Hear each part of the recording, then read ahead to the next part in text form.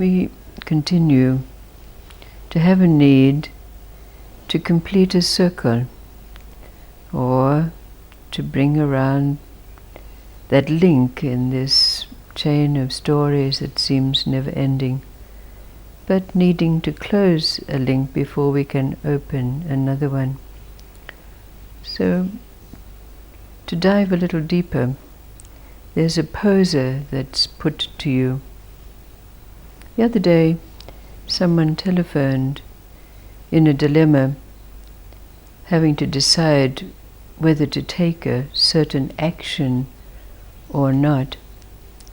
So they were reminded of Divine Mother's incident when someone asked her, how do we know when it's our heart speaking or our ego mind speaking? And Divine Mother's answer was instant and very simple. She just said, what comes first? But then we're placed also in a dilemma, because if we look at this from a causal level, we can ask ourselves, has this first cause arisen from a reaction, an emotional reaction, or has it arisen as a response? So this is a question we can ask ourselves if we dive deeper into the answer that was given. So, just to complicate matters a little more, there's a story about a young man. He was called Hadar Ali. And his father decided that he would send him to come under the tutelage of a very renowned and wise old dervish. So Hadar Ali was sent to the dervish every day for instruction. But every day when Hadar Ali came to the dervish, he would give him the same teaching. And that teaching was, if you have a dream and you remember it, do not tell anyone of the dream unless they precede their question with, may you live forever. Now, one day, Hadar Ali's father asked him, how is your tutoring going with the master? Is he teaching you about the ancient texts and wisdom of the ages, etc.? Oh no, said Hadar Ali, he teaches me only one thing.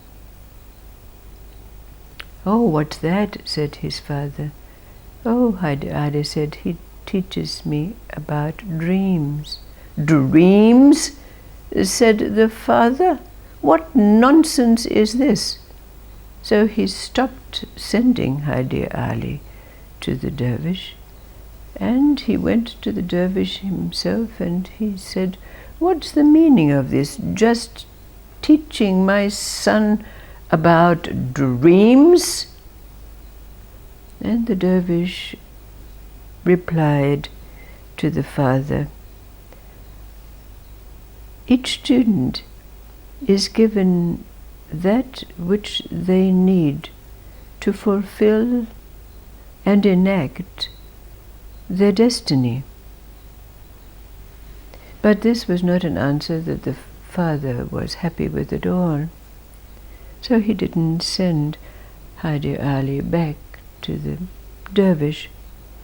But some while later, Hadar Ali had a dream. And when he woke up in the morning, he went to his mother and he said, I had a dream. The mother said, oh, tell me, what was your dream? But because she hadn't preceded it with the words, may you live forever, he refused to tell her the dream. So she got very angry with him and sent him to his father. And his father said, what is it that's going on? Well, my mother sent you because I wouldn't tell her my dream. Well, said the father, what was the dream? But because he didn't precede it with the words, may you live forever, Hadar Ali refused to tell his father. His father too got very, very angry and said, well, for being such a disobedient son, you go to that tall tree that stands at the crossroads where nobody ever passes, and you sit in that tree until you learn your lesson.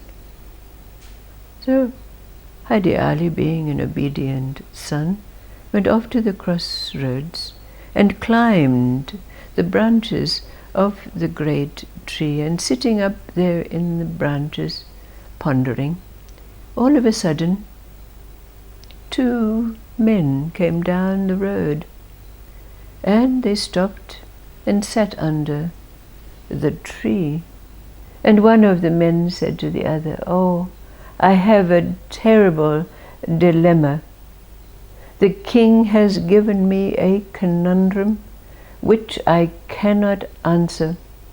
He will no doubt lop my head if I do not give him the correct answer. I wish the ground would open up in front of me and swallow me, or something could be sent from above. Oh, said the second man, what was the conundrum that the king gave to you? The first man said, well, he wants me to tell him, out of 2 sticks, which one comes from the root of the tree and which one comes from the branch.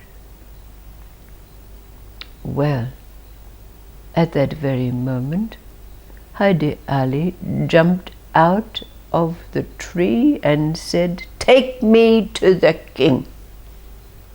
Well, said the first man, since you have dropped out of the sky and obviously been sent from above, let's go. And so the 3 of them went down the road to the king's palace and entered the gates.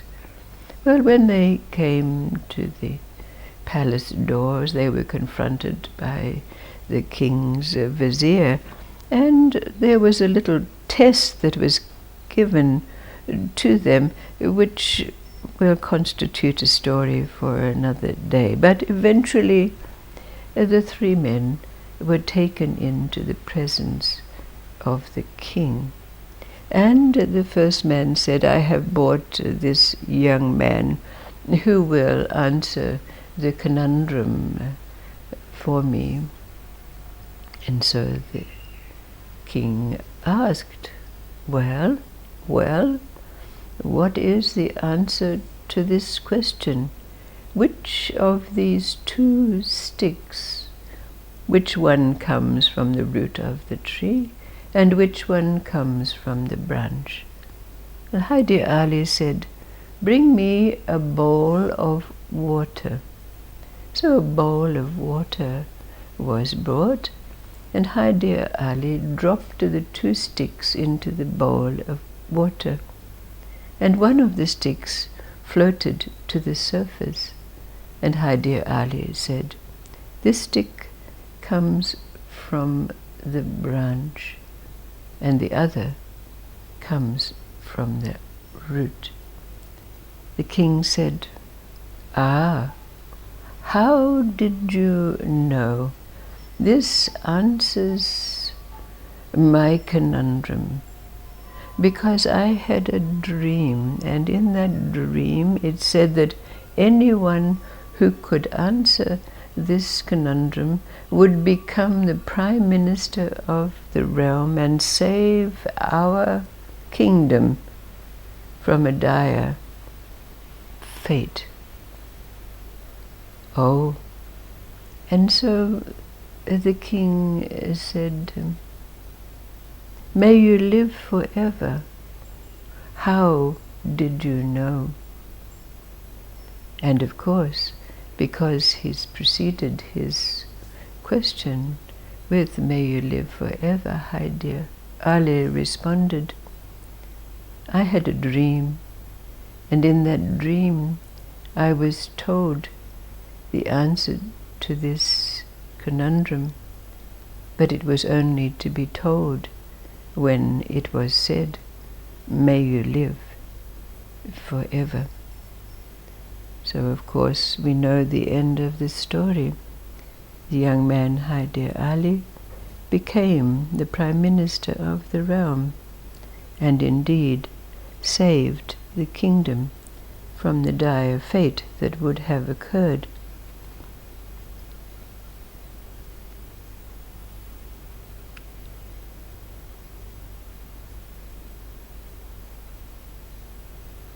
What is your response to the question that's been asked?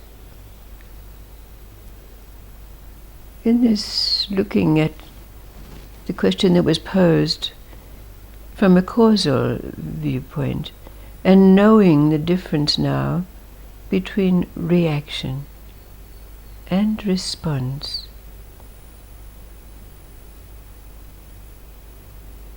how do we answer the question, what is this causal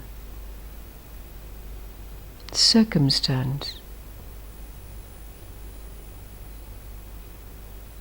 Reaction and response, and yet what seems to be a given law. What comes first? As Divine Mother said, what comes first? Recognizing that what comes first is from, as she referred to, the heart, or the source, or whatever we like to call it.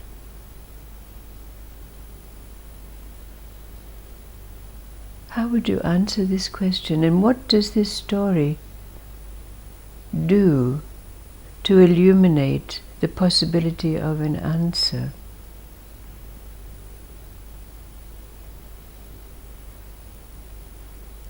How is it in your life now? Knowing the difference between reaction and response,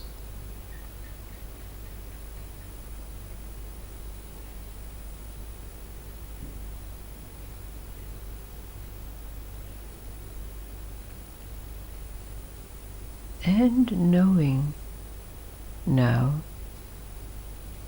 the source, this place where stillness and movement meet, where the cause of reaction, the movement of life, meets the still silence and presence.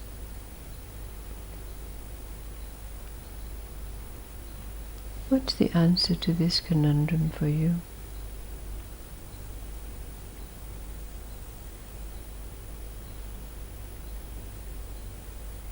How do we know?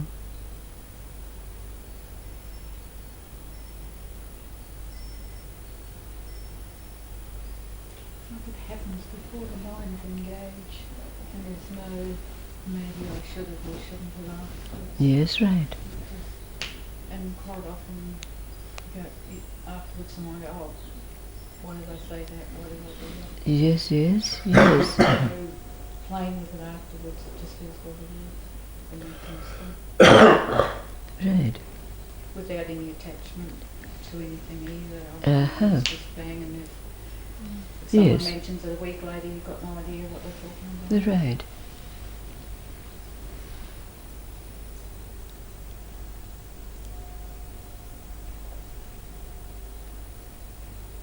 And have you ever noticed that a reaction is usually preceded with an I? I better do this, or I should do that, or I shouldn't do this, or I shouldn't do that. Have you ever noticed this in yourself? That a reaction is usually preceded by an I. The self, and we're aware of it, comes from, we're conscious of it coming from the self or the mind. Whereas a response is not preceded or predicated with any thing. It's a response. Usually an action of some kind, isn't it? But is this definitive enough for us?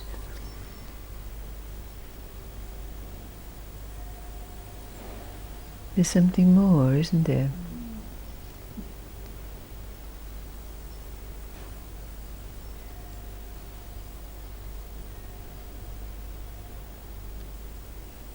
That's why we need to close the circle.